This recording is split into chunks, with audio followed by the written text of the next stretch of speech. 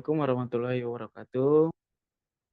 Perkenalkan, kami dari kelompok 4 akan mempresentasikan tugas mata kuliah pembangunan berkelanjutan dengan mengambil studi kasus environment and development dengan studi kasus Fukushima. Di dalam presentasi kali ini, kelompok kami ini terbagi menjadi 4 orang. Saya sebagai Arya Cahaya Nasution, Abi Febriansa, Aldi Maulana, Garis Denta Karipino. Baik, studi kasus kami ini dilatar belakangi dengan kebutuhan energi adalah isu penting dalam ekonomi politik internasional. Dengan energi nuklir menjadi solusi potensial. Jepang, negara dengan reaktor nuklir terbanyak setelah Prancis, mulai riset nuklir pada 1954 dan membangun PLTN pertama pada tahun 1963. Namun, gempa bumi dan tsunami pada tahun 2011, tepatnya 11 Maret 2011, menyebabkan bencana nuklir PLTN Fukushima Daiichi. Kerusakan reaktor akibat gempa dan kegagalan sistem pendingin menyebabkan penyebaran zat radioaktif, mencemari lingkungan dan mengancam kesehatan. Insiden ini memaksa evakuasi ribuan penduduk dan rusak ekonomi Jepang dengan kerugian diperkirakan lebih dari 309 miliar US dollar. Bencana Fukushima Bencana Fukushima memicu perdebatan tentang legitimasi energi nuklir. Di Jerman, bencana ini memicu perubahan kebijakan energi, sementara Perancis berencana menutup beberapa reaktor nuklir. Namun di Jepang, energi nuklir tetap dianggap penting dalam keamanan energi.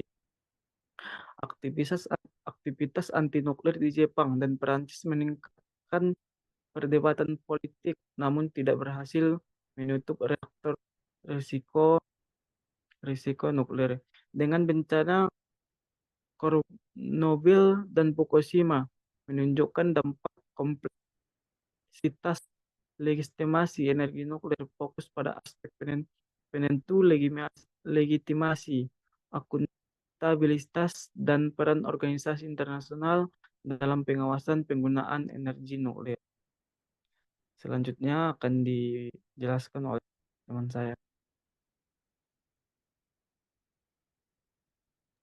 Oke, kita lanjut terkait dengan dampak bencana nuklir.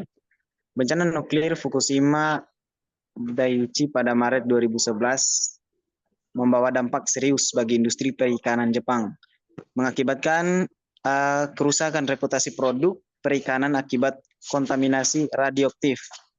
Banyak negara, termasuk Amerika Serikat, Uni Eropa, dan negara-negara Asia, membatasi impor makanan dari Jepang, Korea Selatan, yang merupakan importir besar hasil perikanan Jepang.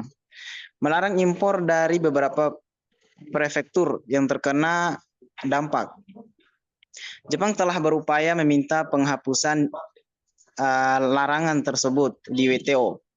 Namun Korea Selatan tetap memberlakukan larangan dengan alasan keamanan kesehatan manusia.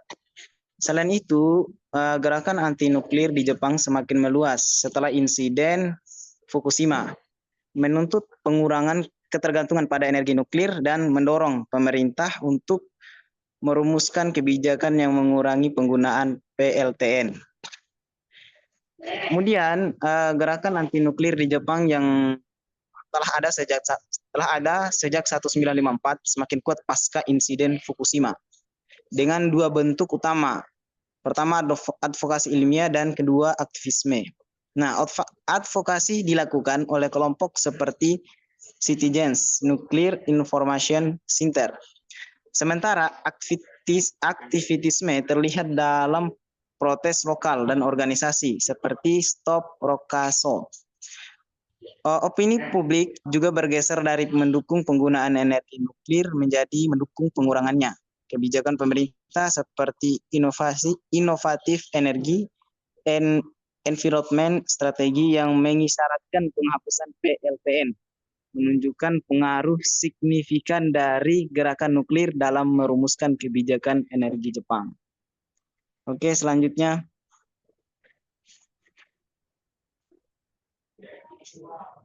Krisis legitimasi energi nuklir. Kebocoran reaktor nuklir Fukushima menghidupkan kembali perdebatan tentang legitimasi pembangkit listrik tenaga nuklir. Energi nuklir menawarkan kapasitas listrik yang besar dengan biaya rendah, namun risiko kerusakan lingkungan sangat besar. Jepang dengan keterbatasan sumber energi tetap menggunakan nuklir untuk mendukung pertumbuhan ekonominya. Menurut Hun, tiga faktor yang memotivasi negara untuk mematuhi nilai dan norma internasional adalah paksaan, kepentingan diri, dan legitimasi. Legitimasi yang didefinisikan oleh Suchman sebagai persepsi bahwa tindakan suatu entitas diinginkan, patut, dan tepat. Diperdebatkan dalam konteks energi nuklir antara keamanan energi dan pembangunan berkelanjutan. Jepang sebagai konsumen energi besar yang bergantung pada impor mengembangkan PLTN untuk mengurangi ketergantungan pada bahan bakar fosil. Pada tahun 2002, Jepang mengumumkan ketergantungan pada energi nuklir untuk mengurangi emisi gas rumah kaca sesuai dengan protokol Kyoto. Rencana Energi 10 tahun dan Energy Policy Law menetapkan peningkatan penggunaan nuklir hingga 30% dari pasokan energi. Namun konsumsi energi Jepang masih didominasi oleh minyak, batu bara, dan gas alam. Sekian, kembalikan kepada moderator. Baik, terakhir. Kesimpulan. Bencana nuklir Fukushima pada 2011 berdampak buruk pada masyarakat Jepang. Dengan lebih dari 600.000 orang mengungsi dan sektor perikanan terpuruk. Banyak negara membatasi impor makanan dari Jepang. Bencana ini memicu perdebatan antara pluralis yang mengutamakan energi and security dan solidaris yang menekankan pembangunan berkelanjutan dan aktivisme transnasional. Pluralis mendukung energi nuklir untuk keamanan energi. Sementara solidaris menolak karena risiko lingkungan. Dilema ini membuka peran negara, adikuasa, dan perusahaan transnasional dalam memulihkan legitimasi energi nuklir Jepang. Aktivisme anti-nuklir tidak berhasil karena dukungan Amerika Serikat dan negara maju lainnya yang terus menggunakan energi nuklir dan mengembangkan standar keamanan lebih baik.